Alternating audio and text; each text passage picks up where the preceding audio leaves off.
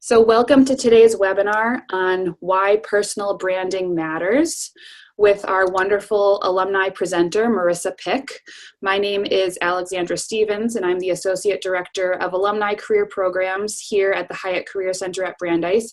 And so we're so excited to have you all joining us today, both students who are joining as part of Marketing Week here on campus, and alumni who are joining us as part of our monthly Alumni Career Webinar series, and all of those who will be watching the recording after the fact. So I want to introduce our presenter today, Marissa Pick, class of 2007. She is the Global Director of B2B Social Media at the CFA Institute in New York. There, she oversees efforts to develop digital strategies aimed at reaching journalists, legislators, policymakers, and investment professionals who play essential roles in shaping the direction of the financial services industry. Prior to joining CFA, Marissa was the Global Social Media Director at Euromoney Institutional Investor. She holds a Master's of Public Administration from Fairleigh Dickinson University, and she received her BA in American Studies from Brandeis, where she was also a starter on the Brandeis softball team. So Marissa, thank you so much for being here, and take it away. Thank you so much, and hello to everybody. Thank you guys so much for joining. I'm going to dive right in. It's lovely to meet all of you. Just wanted to give you guys a little bit of insight into who I am. As Alexandra said, I'm a 2007 graduate of Brandeis, and I'm very happy to also say that my brother and father have gone to Brandeis. I met my husband, Brandon, you can see there on the top left. That's all of our Brandeis alumni at our wedding a couple of years ago. And we have two sons, and we live in New Jersey. So these are my boys, Lucas and Reed. And there's Lucas dressed up for Giving Tuesday a few years ago. If you do have any questions, obviously you can submit them through Q&A on the top in Zoom. I also have my phone, so if you want, you can tweet me at Marissa Pick. That's the best way. I'll keep my phone up. If you have any questions, I will just go through and address them as we go. So to give you an overview of what we're going to cover today, we're going to define what personal branding is and why it matters. I'm going to go through a few quick tips to talk about helping you build your personal brand, understand who your target audience is, and then go right into social media and how that affects your personal branding. Some do's and don'ts that you should consider within social media, a couple horror stories and some real life examples, a few basic Twitter, LinkedIn, and Facebook tips as it pertains to personal branding, and I'll leave you with a few closing thoughts as well. So the first poll, Alexandra, if you don't mind, launching, we're curious to know which of the social networks you use the most for business. So yes. Just take a, go ahead. So the poll is up on your screen now, multiple choice. Which of these do you use the most for business purposes? So do you use Facebook, Twitter, LinkedIn, Instagram, Snapchat, or are you not using any of these platforms yet for business? We'll give you a couple more seconds for everyone to weigh in and wake up on this Wednesday afternoon.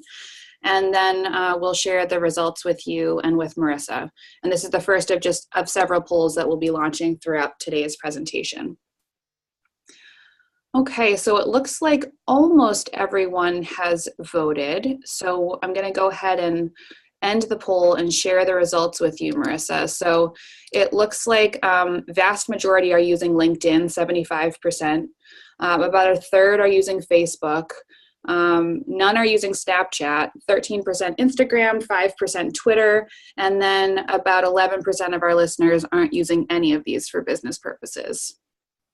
Thank you so much. It's really interesting to see the breakdown. I assumed LinkedIn would be the predominant network as you guys all chimed in. But whether it's being responsive or running promotions or adding content or just being funny, obviously having social media and a presence will help businesses influence consumers and purchases and drive engagement. So certainly helpful as I continue to go through this webinar. And then on the next slide, I'm just going to ask the same question: which social networks are you using the most for personal reasons? So this list looks exactly the same, but I think the results are going to look a little different. So Facebook, Twitter, LinkedIn, Instagram, Snapchat. I think given that we'll have students on, we might get a couple more Snapchats than we would ordinarily for our alumni webinars. But a couple more seconds to weigh in here on how you use these tools personally. And then again, we'll share the results. I think I use all of them except for Snapchat. My sister tried to get me into it, but it just did not work for me. Shows my age, maybe. Okay, it looks like almost everyone has voted, so we're going to end the poll and share those results. So vast majority, 62% are on Facebook, 14% are on Twitter, 16% are on LinkedIn for personal purposes, 41% are on Instagram. I think that's really interesting. 16% on Snapchat, and about 22% aren't using these at all for personal reasons. That's really interesting. So Facebook actually has 2 billion active users and is still the predominant social trend and largest out there. And then Twitter is rapidly falling behind. So I'm not surprised to see the lack there. But I'm surprised by how many of you guys on this webinar are not active on any social media. So I hope after this you consider incorporating that into your mix for your personal branding overall. So let's dive right into personal branding. So this term was coined by Tom Peters in a Fast Company article back in 2007. And so he said, of course, big companies understand the importance of brands, and today in the individual, you have to be your own brand, and we are all CEOs of the companies, me, Inc. So regardless of your age or position or the business which you happen to be within, we all need to understand the importance of branding. We all are CEOs of our own company, and to be in business today in 2018, the most important job is to be the head marketer for any brand, which is called you. So it's that simple, it's that hard, it's that inescapable, and we'll go right into the actual definition of personal branding. So this is from Wikipedia, and you can see right there exactly what it says if you go to Wikipedia and define personal branding. But the relationship between brands and consumers needs to really, truly be constantly made and remade. It's an evolution, it's always evolving. And this continuous process is creating a demonstration of the ambivalence within our brand cultures. The same logic is going to also go for our personal brands. There's a constant desire for reinforcement of the self brand. So I'm going to spend a lot of time on that today in the webinar. So developing a personal brand has never been so important. Obviously, there's how you see yourself, how others see you, and then the middle, which is actually the personal brand. So creating your image and guiding your reputation, it's never been more important today. And so whether you're seeking to move up within your organization or looking for a new job or thinking about even making a career change or launching a new business or wanting to attract clients or scaling your impact, in today's rapidly changing, hyper plugged in, super competitive working world, a strong, consistent personal brand is key for creating new opportunities for your career or your business. So I love this quote from Jeff Bezos: personal brand is what people say about you when you leave the room. So people don't create the brand narratives about themselves. So for example, people are people, they aren't brands, and I completely agree with that. The goal of a personal brand is to become more authentic through a defined purpose and not the personification of something. So that's that authenticity that comes in. So shifting to a more responsible social media management kind of goes hand in hand with developing that personal brand. So regardless of what you think, if you're not on social media, it's going to be linked to social media whether you agreed or not. If you have a LinkedIn, if you're typing in a search of yourself, your social media channels are always going to come up the top. It's SEO, it's always going to come up within search optimization. So the more active you are, the higher up it's going to come. So your personal brand is not going to be solely based on your perspective, but I mean, I personally would argue it's largely on the perceptions from others. So the personal brand is the aggregate of the positive and the negative, and also, as Jeff says, and I agree, it's also seen through the lens of others. So I want to quickly go through 5 tips just to help you build your personal brand. And reminder, if you do have any questions, please do submit them at the top or send me a tweet at Marissa Pick. So the first thing I want to go through is defining your purpose and then starting to brand. So taking a step back and looking and feeling like, okay, I am a brand, and that might be true, but having a really definitive purpose is going to help you. So thinking about who you are, what you want to talk about, what kind of leader you're going to be is crucial. So German philosopher Friedrich Nietzsche once said, "He who has a why can endure any how." So knowing that why is the first step in figuring out the how that you're going to achieve your goals and create the life that you want to live versus just being here and surviving. So only when you know your why will you find the courage to take the risks needed to get ahead, also stay motivated, and move your life into a new, more challenging and rewarding trajectory. So taking that step, defining the purpose, that's going to help overall with developing your long-term social and personal brand. So being authentic on social media is the second tip, and I'm going to spend a little bit of time on this at the end. So showing the real you, you really have to be authentic, especially now as things are evolving and social media is so prominent. You guys are all on different social networks. So a lot of you were on Snapchat, and there's now tools that uncover and apps that uncover your Snapchat that can be saved. So nothing is really gone within an instant on social. Unfortunately, it's all there. So take that into consideration, obviously, as you are adapting and putting things out on social media. So to develop and to convey any authentic personal brand, just be the person that you are and that the one you're most proud of. And when you're not being authentic, which sometimes is normal, of course, take a step back and do something that strikes a note of authenticity. So it's a perfect opportunity for you to show up, be authentic, humanize who you are, and brands, I think, that have succeeded learn from their failures and successes. So, any of us are going to take risks in our careers. If you're going to fail, fail fast, move on. That's how you measure success ongoing. So certainly it's okay to have those, but authenticity is key on social media. So figuring out what your value proposition is really important on social media. So I put in here, I spend quite a bit of time blogging on marissapick.com. So this is something I set up a few years ago as a New Year's resolution. I said I wanted to just, for me, I talk about B2B and social media. It's what I love. It's what I do. It's what I've done with my career.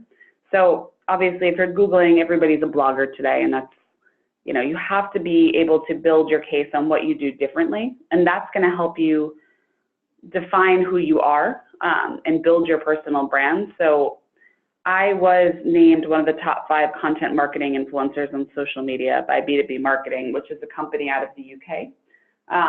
And within that, what they wrote was, my Twitter feed isn't one of self-promotion. I'm a supporter of sharing people with content all over the B2B landscape. So what I do on my Twitter feed that got me noticed within this company is I'm a big believer in adding value, sharing, retweeting instead of just pushing out, and really driving that engagement. So it's really crucial, and it's hard to figure out. Certainly took me several years after graduating Brandeis, but the quicker you can figure it out, the better long term.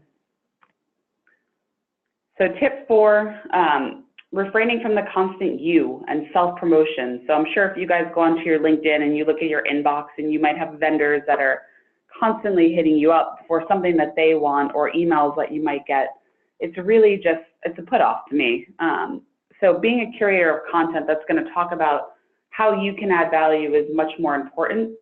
So, nobody obviously wants to work with a self-interested or self-absorbed self-promoter. And think about it, you wouldn't either. So adding that context, figuring out how things work, really, really important, and having that engagement over just pushing out the content. It's like when people in my businesses have come to me over the years and said, I'm trying to establish how we're doing on LinkedIn, and they'll put out a piece of content with absolutely no engagement within a group. And there's nothing that's going to hook you in and get you engaged. So think about how you're positioning your content out there. So driving that engagement, starting a conversation. If you want to put content in after that, that's exactly how it should be versus pushing. And then number 5, adding value to others.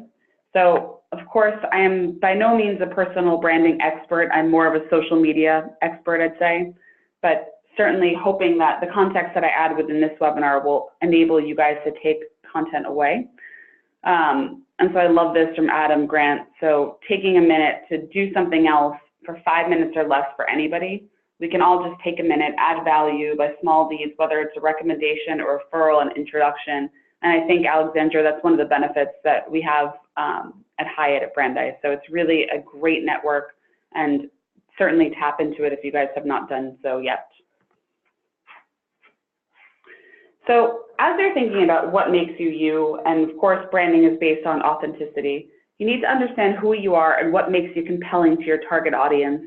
The people who are going to make decisions about you, these are some of the things that you might want to take a step back and just ponder. So, how do you do what you do?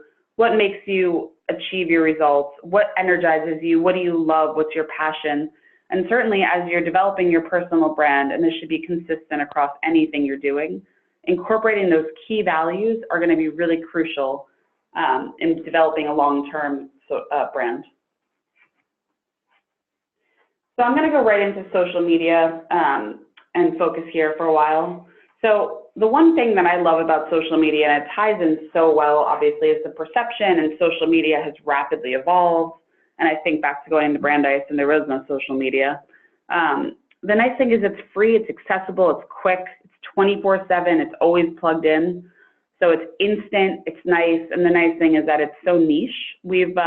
I've worked with brands in the past that have been so selective and so hard to get the right people, and we found tools on social media. There's a great tool called Follower Wonk, and if you go in, you can search in different profiles of Twitter users, and you can find really, really, really segmented people to start conversations with. So that's the one reason I love social media. It goes hand in hand with personal branding.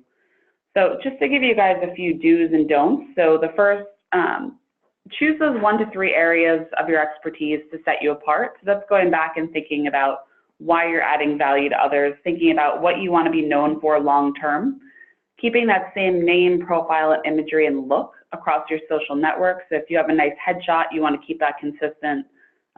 Certainly want to be mindful about what you're putting up.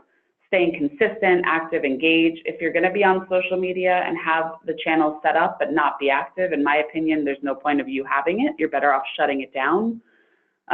Joining that community and adding value. So if you're going to be on social media and really start diving in to build your personal brand and become a thought leader and an expert, you have to add value, you have to drive, be engaged. It takes time. None of this comes easy, but certainly the long-term benefits outweigh anything else. So Googling yourself, you know, a lot of people admit that they'll do this. This is certainly something that you can do in incognito. Doing a Google search and seeing what comes up is really important. Think about it, if somebody else you're going to a job interview, they're going to Google you. Likely anybody I've ever hired, I've looked through all of their social media profiles and taken a look. So it's not about vanity anymore, but it's about professional responsibilities. So friends and your prospective employers might not admit it, but Googling a person is the first thing that they're going to do, like I said. So, you know, if you were an employer, would you hire yourself based on what's coming up within your results? Or thinking about what comes up between 2 qualified candidates, is that going to impact and, you know, affect your personal brand and come down? So just take a minute, make sure anything that's on there is what you would want on there. What I like to do is Google Alerts, and this is what it looks like if you just type in Google Alert. You can monitor mentions of your name and apply quickly. So I have a couple of these set up for business topics that we're working on, but also my name. And this just emails to you within, you know, a couple hours, and it sends you, so you can automatically go in, reply, get active, engage. So it really helps. So a few no-nos. Obviously, number one, just be smart about what you put out there on social media. It's permanent. Again, if you're not going to be active on social, there's no point of you joining. So being mindful of, you know, don't complain too much. Don't share information as much as you possibly can. Separate your digital and personal life. That's super important. Don't have an incomplete social media profile. Like I said, have the same kind of look and feel and consistency across your own personal brand. Not having that inappropriate, that blurry, that really bad photo, something that you shouldn't have within your photo. Keep in mind, again, that comes up in Google. And don't reference anything that you wouldn't do or say in front of a police officer. That shouldn't go on social media. That should be simple, but again, you'd be shocked at what goes online. And never be too self-serving or phony on social media. That's a big, big, important one. So think about what you want to be known for, and we talked about this within the 5 tips that I gave on personal branding. So your digital reputation is going to stay for life. You know, it's good, it's bad, it is what it is. Treat your reputation as if it's permanent.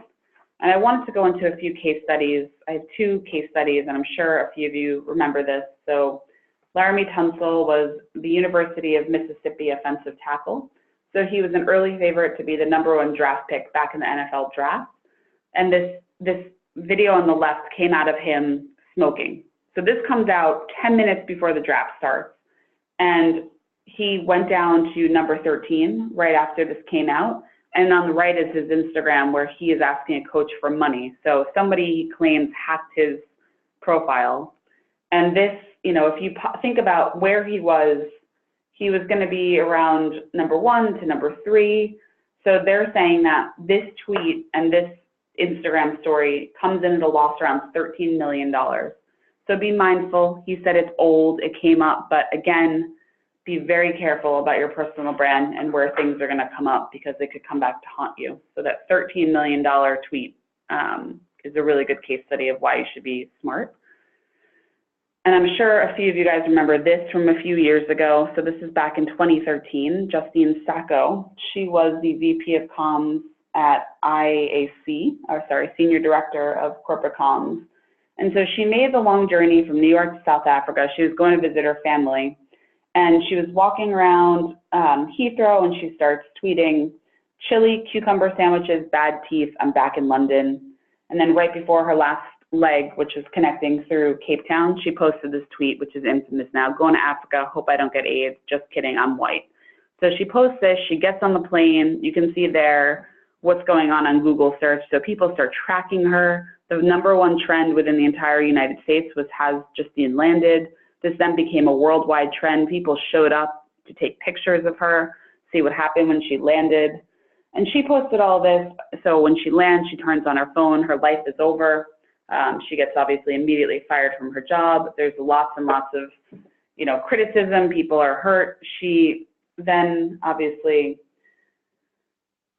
had a big meltdown. If you go on, there's a really great New York Times case study about this, but she then rebuilt her life and is now the VP of Comms at a company. I think she's focusing, what it looks like, on crisis communications. But just thinking about what you put out there, it's not one tweet and done. It's there, it gets shared. She didn't have that many followers at the time, but this again became the #1 trend. So be mindful about what you're putting out there on social, because you eventually become who you are on social media. You truly can only fake it for so long. If you're going to be a pain in real life, likely you're going to be a pain on social media. So again, just step back, think about what you're posting and how that affects your personal brand long term. So I love this. Think of becoming an influencer like being an intern, and everyone must prove themselves. So just some personal branding, always respond. Again, that conversation over that you promotion. Having an opinion is fine as long as you're thoughtful about what you're putting out, again, because it's permanent.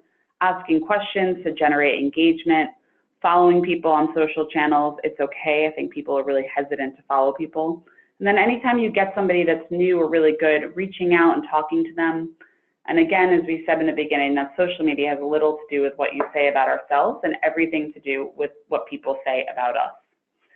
So some basics just with headshots. Alexandra and I were talking at the beginning of this just about headshots and having these, really, this has to be something that's incorporated. We do this a lot at CFA at our larger events. We'll have a company come in and do headshots for us. Certainly make sure you have something nice. Do not have something that's a selfie or dogs or the duck face. It's just not going to look good. It's not going to look clean. So again, that's very, very crucial in your first second of influencing somebody with your brand. So Alexandra, if we could launch this poll. Yeah, so quick true or false. Facebook should never be used to connect with clients or business contacts. So just take a couple seconds, quick true or false. We'll see who gets it right. Give you a couple more seconds to weigh in. Marissa, those case studies were painful, by the way.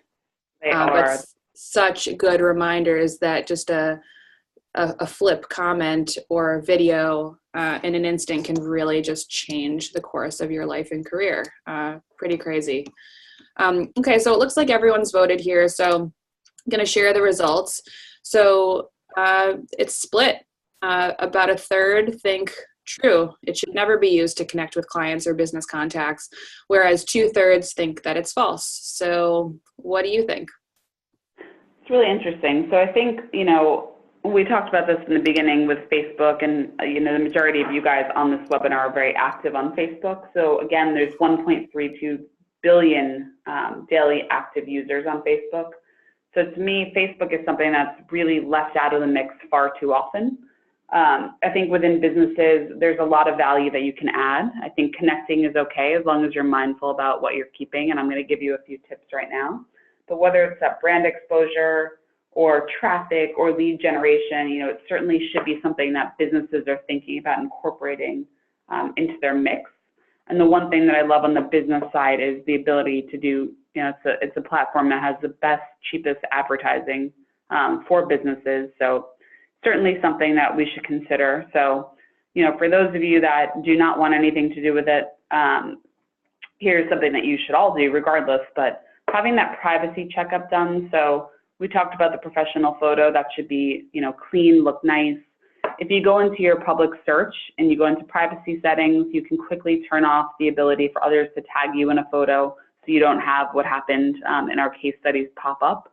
And thinking about what you want to make private to your friends or your public or certain, the one thing I love about Facebook is that they've made the notifications so easy for you to just take things down that you don't want. And they have this thing, if you type in privacy checkup, that's what's going to come up on Facebook, and it makes it super easy for you to go through and take off whatever you don't want or not let people do anything that you don't want. So it helps you kind of lock it down.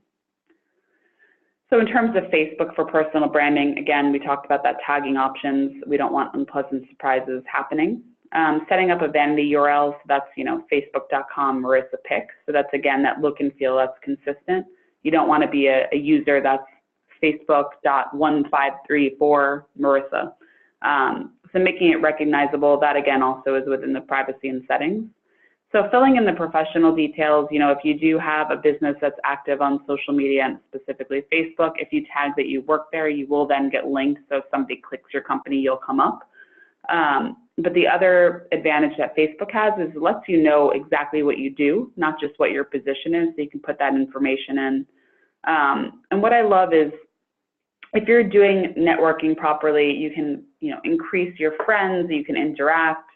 I love that Facebook now ties into different social channels so you can quickly find people that you might want to connect with.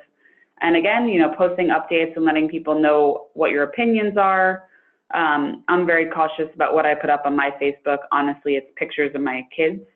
And a lot of times it's my mother and her friends that happen to come and like all of them. So that's my update. That's not where I don't typically put in business things onto my personal Facebook. But I'm very mindful about not going to rants on politics or thinking about what goes on there. Because again, as we've talked about, it's permanent and it's there forever. So the next poll is LinkedIn is the most important social media platform for professionals, true or false? All right, so that poll is now launched up on your screen. So a quick second to weigh in. Is LinkedIn the most important social media platform for professionals? While you're doing that, I think the points you made about Facebook are so spot on, and people are using, are free to use each different tool for whatever purposes they want. And just to make sure that that's clear through both the privacy settings, like you mentioned, but also making sure that there's a consistent look and feel across your platform. So those were great points. So it looks like we have a similar split here. I'm going to go ahead and close the poll and share the results with you guys. So about 75% say true. This is the most important platform for professionals, whereas 25% say false. So back to you. Really interesting to see. I'd be very curious to hear from the 26% of you that said that was false, what you think might be more professional of a network. So LinkedIn, within my world, financial services, this is where we're really prioritizing our conversations. Globally, I'm going to give you some facts about LinkedIn so you can read there. Businesses, predominantly 3 million businesses have company pages. 40% of users are accessing it every day. It's a heavily mobile experience. There are 1 billion endorsements on LinkedIn, and I love this, that the most overused profile word continues to be motivated. So that was also in 2014, 2015, 16, and 17. So within your profile, avoid the word motivated. They do get quite a bit of revenue from different marketing solutions, from talent solutions. So as a business, I'm sure many of you that touch LinkedIn use it in many different ways. And here's what I love. LinkedIn, again, just like Facebook, they make it really easy for you to have this ability to stand out quickly. So they do something that's saying, we'll measure your profile strength. So I'm sure you've logged in, let's say you're an all-star. So the higher that your profile is complete and the likelier that you are to appear within search results. So just to tell you what goes into your profile, position, past positions, education, skills, any volunteer experience that you might have, work samples, summary, connections, and that profile. So I'm going to dive a little bit deeper just in terms of 3 things that I think are really important for you to think about. So that's summary.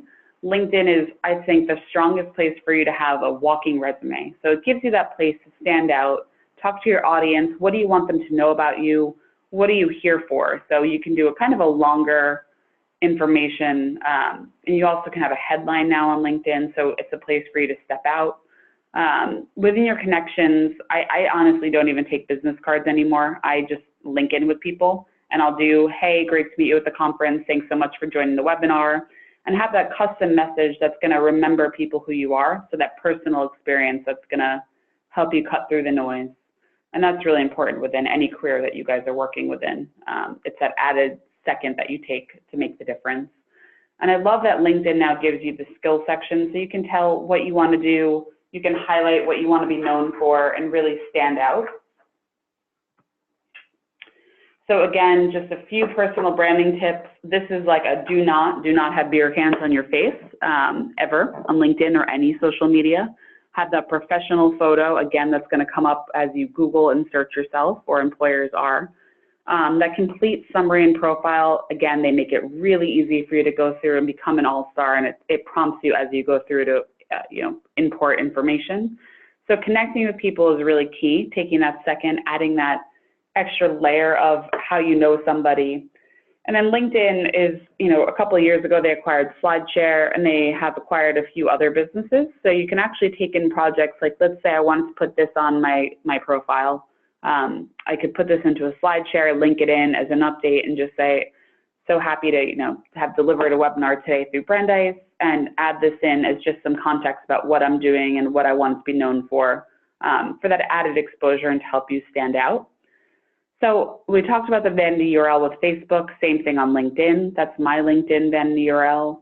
So if you want to connect with me, please do. And if you just type in customizing your public profile URL, it'll take you right there. So you can quickly customize it. It'll tell you what goes on. If you want to do it, you just go to the me icon, view profile, and then you just edit it on the right. Very simple. So I don't know, I'm assuming these will be shared after, but if you do have any questions on how to do this, please reach out, or just type it in within LinkedIn. So a few more updates, having your profile current, if you're moving roles, if you're seeking a role, be transparent on what you want on LinkedIn. Certainly, I think it's the most professional network. Auto-syncing to other networks is a no-no here, in my opinion, so don't have tweets pushing out from any update that you might share. So publishing content, sharing updates, picking up followers. So you can have connections on LinkedIn. You can also have followers that follow your published content. And that's really going to help you stand out and build that impact. So things that you might share might resonate a lot more and help you build that long-term personal brand as you figure out those niche areas you want to be known for. Making those connections, again, that personal note, so glad you could join the webinar. Please connect with me on LinkedIn. And then the one thing I love and why I don't take cards anymore is that LinkedIn is essentially the 2018 Rolodex of life. So if you want, you can actually export all of your connections within an Excel document. So you go to Connections, Export, and you can just quickly take out your LinkedIn connections, which is so nice. So privacy settings, a lot of people come and call me and they'll say, I'm so sick of getting emails from you. So if you're in groups, I'm sure you know exactly what I mean. So if you want, you can go into your settings, and this is an actual setting within what I'm working within. And you can say you don't want the email, you want a daily or a weekly email digest. You can also see how you show up. So let's say you're deep in a career search and you don't want people seeing where you work. You can hide, you can go incognito on LinkedIn so people won't be able to see who you are. But there certainly is a benefit to taking, I'd say, 10 minutes after this webinar and reviewing your privacy settings to make sure that anything that you want to be seen is what people are seeing throughout your profile, your experience. And this is what I was talking about within publishing. So this is my LinkedIn and my headline there. So I'm social media aficionado and digital savvy mommy of two. So that's a little bit different. A lot of people just have their job title on their LinkedIn profile. So that's my way of standing out. I have 6,000 followers of the content that I publish. And this is very similar. I'll just syndicate content that I'm pushing on LinkedIn, same thing on my blog, and put it out and kind of maximize and complement all of my different feeds. So I might highlight a different fact, but always on social, if you're posting visual first, a really big image, and LinkedIn makes it really easy for you to just quickly give credit to any image that you're using so you don't violate any copyright images. So certainly check this out.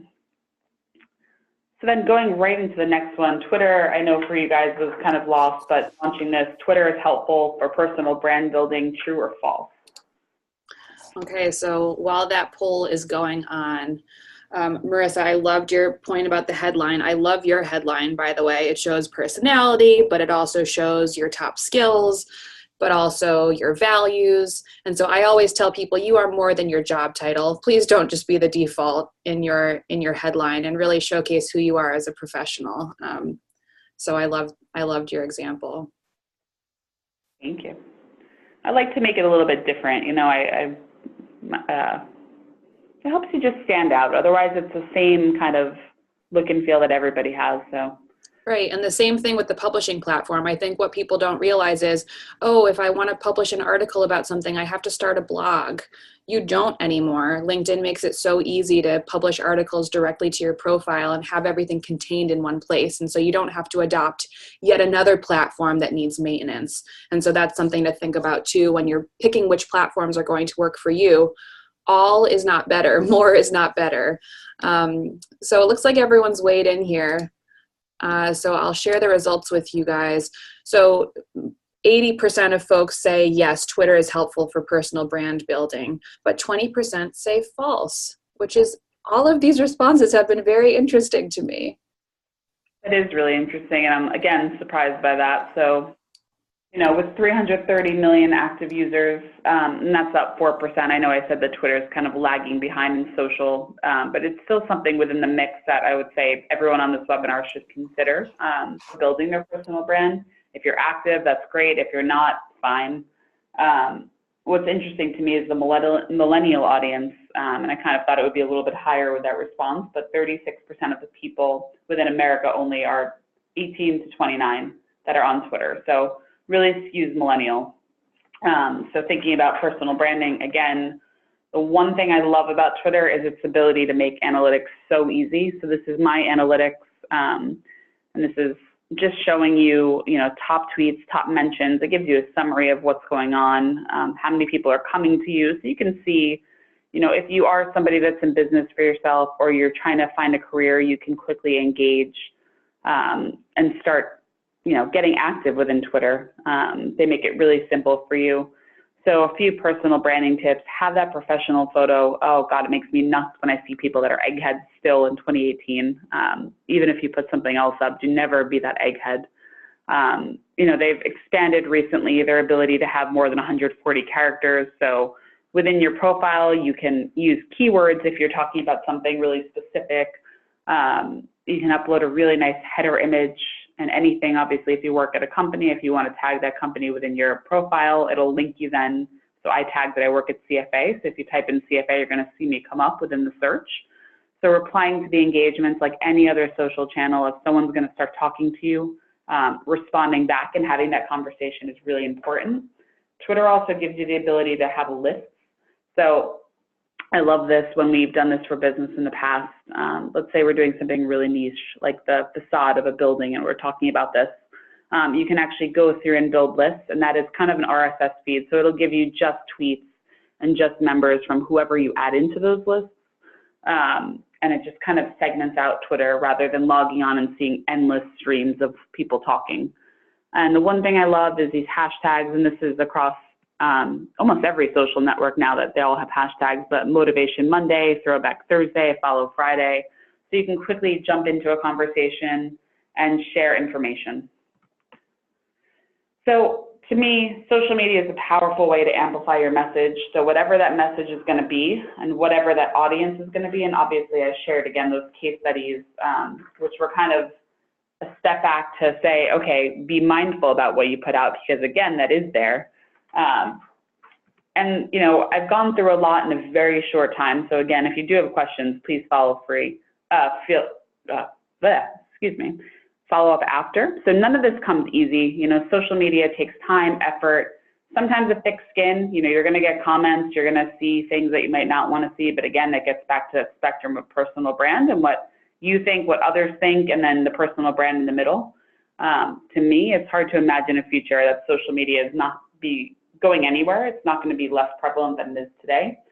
I hope that you guys have taken away a few tips here that's going to help you consider social media your personal brand and think about how you present yourself online. So again, it does take a little bit of time, but if you're mindful and you do have these networks set up, just take a minute, lock down what's on there, and make sure your settings and profile are updated, and you know, be mindful about what you're putting out.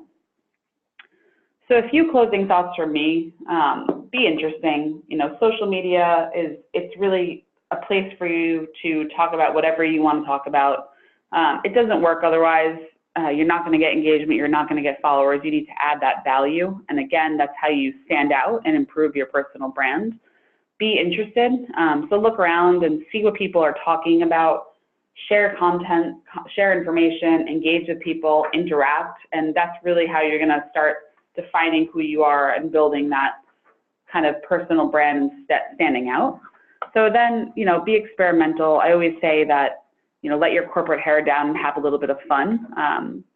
Very often, you know, things typically, I showed you the worst of the worst, but more or less, you know, if you're going to fail fast. People can have fun, try things, and engagement is the key to social media. And to me, building a personal brand and adding that value. So certainly that's something to be thoughtful about. So I did say, you know, I'd love to pick your brain about the people that kind of replied. If you have questions, you can visit my blog, send me a tweet, or send me an email. I thank you so much for having me, and I hope there's some questions. Take a minute and put them in, and I'm going to throw it right back to Alexandra.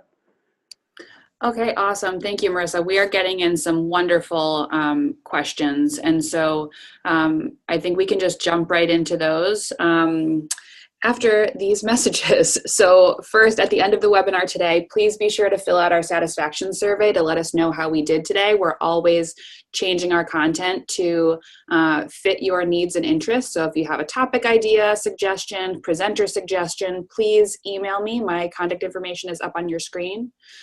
We also have another webinar coming up at the end of April with the Bureau of Labor and Statistics, and they're going to be talking about their 10-year outlook on future job trends. So both hot jobs and industry trends and their thoughts on the future of work. As Marissa mentioned, we do have a lot of resources available through the Hyatt Career Center, and that includes free career services for life to all undergraduate alumni. So if you do want to make an appointment, just give us a call. The number's on your screen, and you can meet with a career counselor to talk about your LinkedIn profile, for example, and how you're positioning yourself in terms of your professional brand. And a reminder that all of our webinars are archived and recorded and posted online. Again, the link is right on your screen. And we have several that go into even more detail than we had time for today on LinkedIn and how to use that tool specifically to build your personal brand and to build your professional network.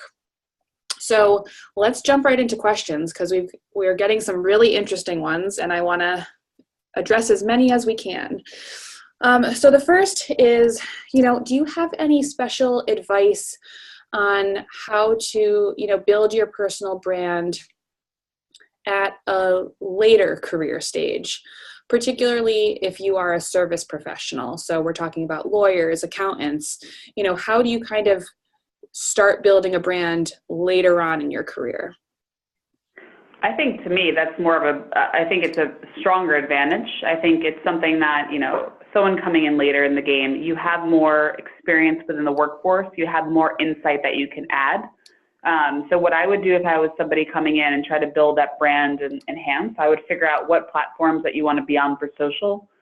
probably starting with LinkedIn first. And I would go through some groups or find some networks that might be a fit for either what you're doing within your career or where you would like to be within your career. Starting conversations, adding that value and that context, that's going to quickly kind of hopefully elevate you to becoming a thought leader. If you stay relevant and you're posting and you're consistently engaging, I think it's going to enable you to quickly build your brand, make those connections that either can be taken offline, and that will help if you want to develop a blog or if you want to, make a career move that are going to help you. But certainly taking any relevant life experience and putting that into content, to me, is the number one way to stand out on social media, and certainly build a personal brand. Yeah, those are great points. Again, for people looking to start out with this, how helpful or important is it to have a separate web presence, for example, a website on Wix.com, and link to it from a LinkedIn profile for personal branding? So having another type of landing page specifically for your brand, aside from the tools you covered today. So to me, it's a real commitment. I have a blog. I'm hit or miss of how often I post. It's something that I should be doing much more of, but I am active on Twitter. I post 5-6 times a day. I think if you're going to invest the time and set up that separate website, you need to be really conscientious of how much time and content you're going to put out there. Because if you're going to start linking that to all of your other social networks or your personal brand, people are going to go there. They're going to expect updates.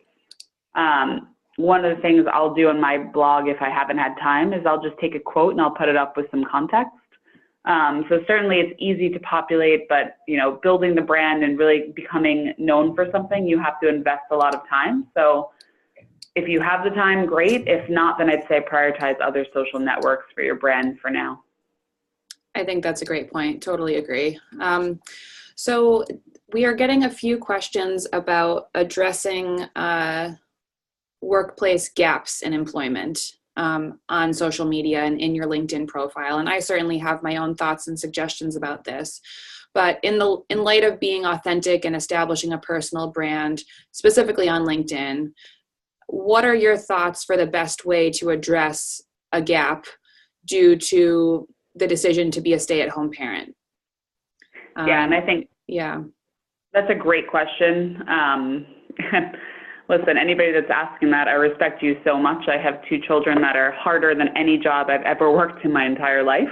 I think now, and there's actually a couple of really relevant articles, and I'll find one and post it on my Twitter account after this. I think you're almost applauded if you do put that up and you have that authenticity. I think in 2018, it's really respected for people to kind of take a break.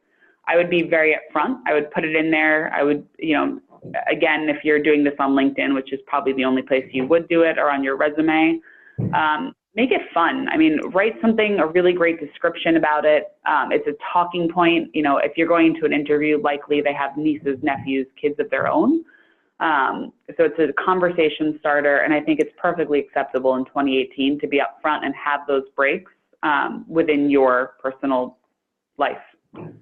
Yeah, I agree. I mean, I think there are several different takes on this, and we've had past webinars, so I encourage you to watch them on strategies for returning to the workforce after a gap, which talks about this specifically. And so you can very easily, like Marissa suggests, include a really fun, hard-hitting description of the hard job that you've had being a stay-at-home parent. You can also include other experiences that you had during that time. Maybe you were volunteering at your child's school or doing some other type of volunteer work that kept you fresh in your skills. And so that could be something you add to your experience section as well. I think also, if we're prioritizing LinkedIn as a channel here, like I said, SlideShare is something that's imported in, and they've made it really easy for you to pull in any example of either projects or things that you're working on. A couple of times I've put up pictures of my children on LinkedIn, and that's a real conversation starter. So, being honest and upfront and making it something that's not so much of a gap, but something that's, it is your life experience, and it's hard, and it's, coming back is obviously harder, but certainly bringing in real life and having images is something that's going to help you stand out. I agree. I mean, personal brand is not just your professional brand. It's all of who you are. And I think you do, everyone should check out Marissa's social media channels because she does really a great job of marrying the professional and the personal and totally makes you a real approachable person. So in terms of privacy, a lot of us are private people and social media has really flipped that on its head. So, what are your thoughts on addressing privacy issues and balancing the advantages of being on social media with the tremendous risks? Because some folks are just not sure that the benefits really do outweigh the risks of jumping into, heated conversations and some of the nasty stuff that goes along with social media. Yeah, and it's a quick spiral. I mean, that's a really great question. I'm laughing because anytime I even I told my husband I was putting up a picture of the kids within this webinar, and he laughed at me. But anytime I put up even a picture of my kids on social channels, I'll get a lot of engagement. My husband will get a little upset because it's our kids and they're not there to be put out on social. So I think it's a really fine line for privacy. I'm really cautious about entering into anything with politics. Whether it's the same thing, it's like what you wouldn't say in front of a police officer if you're at lunch with all of your colleagues. Like there are certain things that are just no-nos within business today, and you don't want to go there. And I think social media just amplifies that and is a quick slope down. If you say something and people disagree with you, it can be blown out of context very quickly. You saw the case study about Justine Sacco's tweet that, she landed and it was trending everywhere. So, I think figure out what channels you want to be on. If you're going to be active on social and incorporate this into your personal branding mix, be mindful, try to, as I said, separate digital, your offline, just be thoughtful about where you're putting out. Again, every tweet is public. You can take it down, it's still there. So I would just test the waters, be thoughtful, and then I'd start slow. I wouldn't put too much out or be too consistent as you're building it up. I'd really step back and approach it as you would want to for long-term success. Great. So quick question about LinkedIn photos. If it's a photo of you smiling and looking professional, is it okay that the picture might not be that solid color background that everyone else has? And so we were just talking about headshots and what stands out and what doesn't. And I say stand out. Yeah, I completely agree. It's funny, Alexandra, I love your headshot on LinkedIn. Yours it catches my eye. It's a little bit different.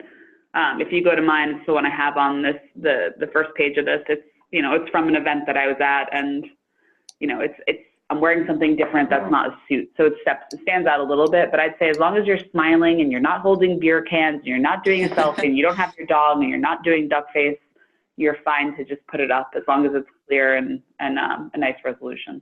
Right. One of the listeners here asked, how do we get a headshot?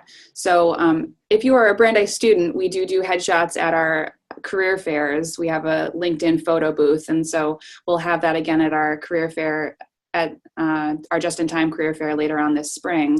But your headshot doesn't have to be professionally taken. You can have a friend take it. Just make sure that you're not in a distracting place and that it's clear and easy to see that it's you. It doesn't have to be professional, and I think people often think that it does. Yeah, I agree. I mean, the headshot I had before this was just me at my girlfriend's wedding. I just cropped it and I made sure it was nice. I think in the age of everyone being a photographer and having these unbelievable phones, have a friend just take a picture of you in portrait mode if you have an iPhone, and that'll come out really nice. So again, as long as it's clear, it looks nice. Certainly take advantage of the Brandeis resources, or a lot of events like LinkedIn around cities will do the Rock Your Profile event. And they'll do like moving vans where they'll do headshots, or a lot of businesses will do headshots for you when you start as well. Awesome. So this is an interesting kind of a little bit more industry specific, but not quite. This listener is in the gig economy. They live in two worlds. One, they work in higher ed, but they do marketing on the side with their wife in magic, which I totally want to talk to you and learn more about what you do in magic. This sounds very interesting. They've had national and international TV appearances, he's out of higher ed right now, but trying to get back in. And so lists his part-time job in magic as his current job to avoid being seen as being out of work. Is this okay to do, or is he confusing potential employers by having an existing job while job searching? So whoever asked that question should set up the blog. That sounds like a ton of content wrapped up into one conversation in question. I think it certainly is fine. I think that's a competitive advantage, if you ask me. You have something that you're passionate about, magic, and you have your career and the higher ed focus. So I think if there's a way to blend the two and kind of incorporate them and tell that story, do some video series about who you are, do some magic tricks, or whatever kind of you do within that spectrum, I think it's an advantage for you because you're not going to be, everyone else that's in that industry. You're going to stand out, and you have an advantage while you're looking for your next role to add some insight. And if you're interviewing or applying, a lot of times what I'll tell people that are looking for a career is upgrade your LinkedIn account to a premium account, and you can send emails that way, and you can be featured within job search. So follow up. My resume is an infographic, so think about how you're standing out. And I think you have a real advantage, it sounds like, within your profile. And if you want to speak more, please email me. So you mentioned paid LinkedIn versus free, and I have my own thoughts on this. So for the general user, do you see value in using the paid LinkedIn account versus the free account? I think the free account is fine for most people. I'd say if you're active for a job search, it's worth it for short term. They'll give you the first month free usually. The benefit is it gives you those in-mails. So it features your questions, your conversations. If you're applying, like I said, it helps you stand out a little bit more. They have different packages that they do. But I like that it gives you more insight. To me, it's beneficial just because of those in-mails. So that alone, if you're looking for a job, it's worth it. So thoughts on how to customize a personal brand based on what I'm hoping to do later on in the workforce. I think this might be a student. So they're thinking about a couple different things: an artistic route, business, science. I think the best way to do this is to look at other people who could be inspirations for you. And, given how public so many people's profiles are on each of these social media channels, it's so easy to search for folks working in those industries and kind of take from them what works. But what do you think, Marissa? Yeah, I completely agree. I think, it's really hard coming out, if you're a student, coming out and trying to figure out what you're doing. I mean, that to me is the hardest thing. I was in a law track at Brandeis, and I came out and I worked as a paralegal in asbestos litigation. And only until I finished my master's and the job market crashed did I start going into events and social media, and that's where I kind of blossomed into what I do now. I think seeing what people are doing and kind of, like you would have your influencers in any industry, I'd say see who's doing it well. If there's a specific kind of niche that you're looking to go into, or even artists that you really look up to. There's a couple of websites that will rank influencers within, various industries. So see what they're doing and then modify that. That's like any marketing campaign that you might do for your business, taking it and modifying it and using it and being influenced, that's completely fine. So certainly, again, take that step back, as I talked about in the beginning of the webinar, and figure out what do you want to be known for. That's really important before you start doing anything, and building your brand long-term is figuring out exactly who you are and what you want to be known for online. So speaking of having multiple interests, this person is a professional musician, but they also became a consultant for a skincare company. Both are part of their life and are important. Can you successfully use social media for multiple areas at the same time? I think so. I really do think so. I think, if you're a musician and you're doing skincare, I think the advantage of social media, especially on the brand side, is you can actually show who you are, what you're doing, and share that experience. So, Vine, which is now no longer around, you can do those short looping videos. So, incorporate what it is, have that. Again, it stands out like anything else. If you're going to fill let's say you're in skincare, that's great, and you're a musician and you're filling your profiles with short videos or whatever it is that you do.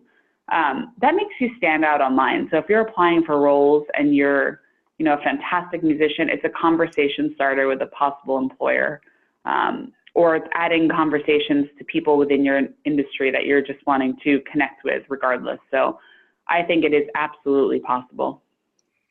So we are at 1 o'clock, Marissa. We have maybe 3 more questions. If you can stick around, if not, totally fine, up to you. Yeah, let's do it. Great questions. They are so good, I know. Okay, so the questions that have been submitted are the ones we are going to answer. If you have any more, Marissa's graciously offered to connect with you on LinkedIn and Twitter and all that stuff. So couple quick ones. Do you recommend creating a logo for yourself and your brand? I do, yes. I have one. I like to incorporate it. I have an email for me. I also have one for my blog. I think it's worthwhile. It just helps separate it out, especially if you're going to get, specific. I think it should be within your resume. It could be within your brand. It could be within your profile. So yeah, absolutely. How about suggestions for coming up with a snappy headline on LinkedIn? Yeah, I would take a look through. I spent like hours one day just going through other people's and seeing what they had. I would say incorporate something that it is. I'm in digital marketing. I'm a mom. That's really important to my identity. So look through the industry influencers that you might like. It's hit or miss, have fun. And also crowdsource it. Ask people within a LinkedIn update what you should put up and let people chime in about what it is. And make it fun. Again, it's a place for you to stand out. I love that idea. I personally did just a brainstorming exercise with myself and just took a bunch of sticky notes and wrote different qualities and words that I'd like people to think about me for, and then kind of just played around with them on my desk and moved around the order until I got to some semblance of something that I liked. And no, it can always evolve. So, but certainly the inspirational headlines from others is really helpful. On LinkedIn, and I guess Twitter as well, and Facebook, what do you think about background images, or are the profile images enough? So I think having a good header is really important. All the networks have now made this something that you can incorporate. My Twitter is my kids, my Facebook is my kids. Sorry, my Facebook is my kids, and then the other networks I leave more professional. Certainly it's up to you what you want to do, but know that when someone searches you, that's going to come up pretty prominent. There's a lot of anything else, you can upload an image, but you can also find really nice stock images that are free online if you just search free Twitter headers, or you can create something. On the business side, what I'll do is for my brands, I'll just take a couple of pictures, do a collage, and certainly that's something you could consider within your personal brand. But again, just make sure it's on brand and it links to what you want to be known for long term. Right. So speaking about what we want to be known for long term, this is the last question. I think it's kind of a fun and interesting one. This listener asks, what if most of what I think I would never say in public? How can I be authentic on social media? Basically reveal nothing and smile for the camera? And I think this is a really interesting question because it brings us back to your definition of what personal branding is. And even though it's called personal branding, in a lot of ways it's professional branding, right? Yeah, absolutely. I think, for that person, it sounds like you might have some really good opinions. So maybe every other channel you have your personal brand, and maybe your Twitter is kind of anonymous. And it could be something where it's not linked to you. Just be careful that it's not linked to your LinkedIn. A lot of people do link it by accident without thinking about that. But you can have an account that's, a personal thought that's not linked to who you are. You can have 2 separate online identities. I've certainly done this in my career before. But again, it's, the benefit of online is just, it allows you to enter conversations, to crowdsource ideas. So if you want to do that and do it in a private way, it sounds like that might suit you best. And again, just be mindful of what you put out there and have fun with social media. I mean, you should be able to say what you want to say, but it sounds like you might want to do it not from your name. That's a great point. So that is all the time we have for today. I think this was awesome. It certainly got me thinking about my own personal brand again. I work in this field, but anytime we go to a new session like this, it always gets me thinking about what I can be improving myself. Any last thoughts you'd like to share with Brandeis students and alumni on the topic? Yeah, I'd say have fun. I love social media. It lets you really start conversations, be known. Again, just be mindful about what you put up. I've shared case studies, I've shared horror stories, I've shared tips that are really basic about privacy, locking things down, but be consistent, be interesting, and really drive that engagement. That's going to help you in your long-term personal brand. Awesome. Thank you so much, Marissa, for sharing your time and talents, and thank you all for joining us. Feel free to check out the recording. It'll be up online later today, and look at the recordings of all of our online webinars, many of which go into different directions on some of these same topics that Marissa covered today. So thanks again, and we hope to see you at our next webinar.